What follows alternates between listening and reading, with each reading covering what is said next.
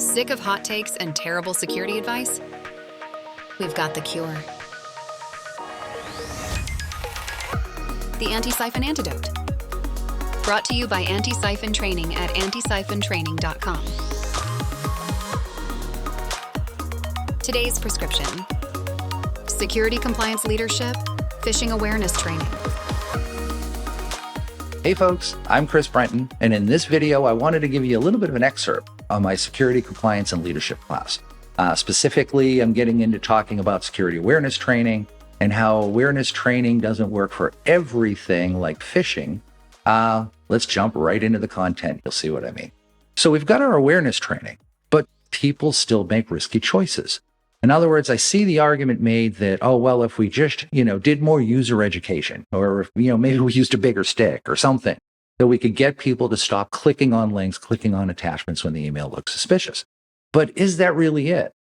Think about where we are today. It's 2023. Do people really not understand that if you get something that looks suspect, you shouldn't click on that? I think education is already there. I think this problem actually goes a little bit deeper than that.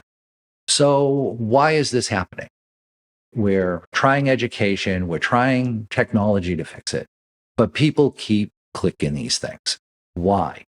I think it goes deeper. I think really to kind of figure out what's going on here, we need to look at what's going on from a brain chemistry perspective. And specifically, I think we need to look at that clicking of the email or the message that they receive is something that's more of an addiction. Think about this from a second from a brain chemistry perspective. You've got dopamine, right? Dopamine is one of those brain chemicals that without it, you would not survive. This drives your motivation. It drives your curiosity, your ambition. This goes back to, when you were on the Serengeti and you saw that fruit tree out in the distance. What motivated you to close that distance between you and that tree? That's dopamine. Dopamine is, I see a lot of people like to say, it's one of the feel-good drugs. It's not. This motivates you to trigger one of the feel-good drugs, serotonin or oxytocin. I'll talk more about those in a minute. But this is what drives you. Now think about this from like a message perspective, right? Your phone goes off, it dings, it bings. You got to check that message, right? What is that? Is this your boss giving you praise? Is this a new problem that's going on in the office? The dopamine is what's actually driving people to go in and trying to check that message as deeply as they can.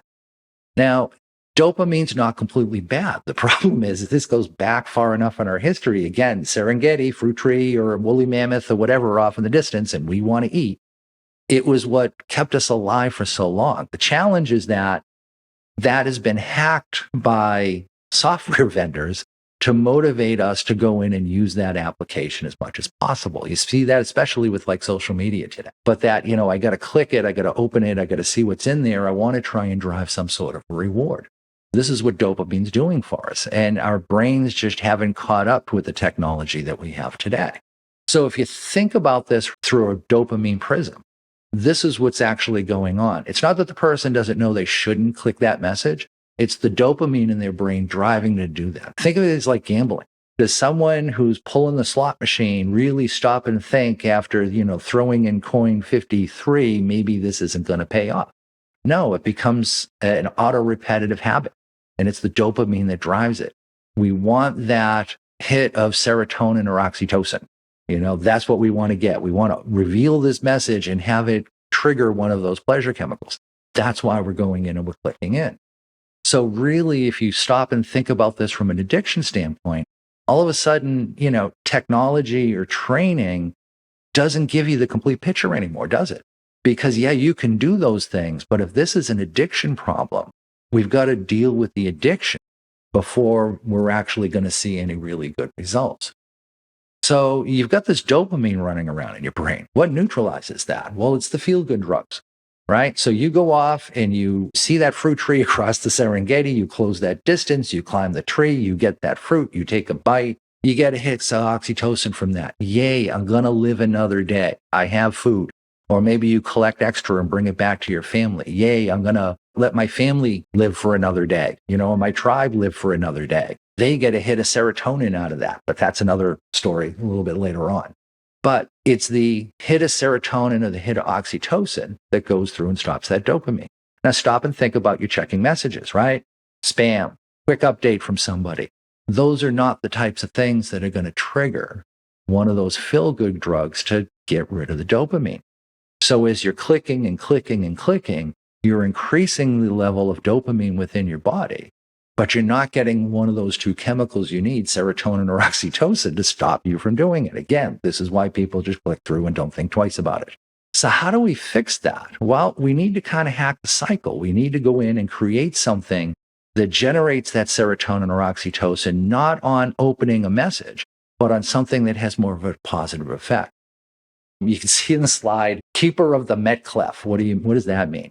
Let's kind of talk about all three of those bullets. I see a lot of companies do this. Hey, find a phishing message, be the first one who does it, and you'll get company swag, or you get a gift certificate.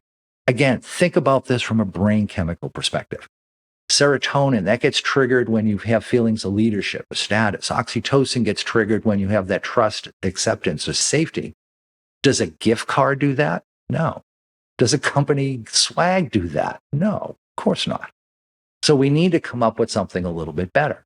One of the things I saw a company pull together, which I'll be honest, at the time they introduced it to me, I didn't think it was going to work, but hey, let's be agile and let's try it. And it is the most successful program I've ever seen. They called it the keeper of the met clef. So what they did is, if you were the first person to report to security through a specific means that, hey, this phishing email just came in and it would impact more than one person, if you were that first one to go through and identify that, you became the keeper of the met clef. What does that mean? That meant that a number of security people and IT people dressed as Klingons, walking through the building, singing Klingon opera till they got to your cube. And then they would sing your praises for defending the realm, and they would present you with the met clef. Klingons have two weapons they like to use. The big kind of curved sword, that's the batleth, and then they have the dagger that's designed to completely eviscerate somebody, that's referred to as the met clef. And you would get to present the met clef within your office. Now think about this. You have a group of people dressed as Klingons, singing Klingon opera, screaming your praises outside your cube. Is that going to trigger serotonin, leadership, and status? Oh, heck yeah. You're the keeper of the met clef. Is that going to trigger oxytocin, that trust, acceptance, and safety? Yeah, of course it is. So here's something to give people to actually drive for that will come out to be a positive. It's not about clicking the message anymore, is it? It's about figuring out, is it phishing, and figuring it out before it's somebody else. Even once I saw that, this seems to be working, I really thought, this is going to apply to the geeks and that's it. Oh, was I so wrong. Think about this. You're a salesperson without a geeky bone in your body, and you're the keeper of the met clef, not the IT team, not the security team, not the people who can quote every single Star Trek episode to you. You, that salesperson, you're the keeper of the met clef. What do you think of the bragging rights behind that? I've seen environments go from a 30 to a 40% average failure rate on phishing down way low into the single digits, 5% or less, running usually around 3% or so, just by changing that reward system. Hey, so I hope this gave you some insight into the content of the class. Hope to see you in a future class as a student. Enjoy the rest of your day. The doctor says, pop 2 shells before lunch, and don't forget to like and subscribe. If symptoms reoccur, check out these videos while you wait for the next Antisyphon antidote.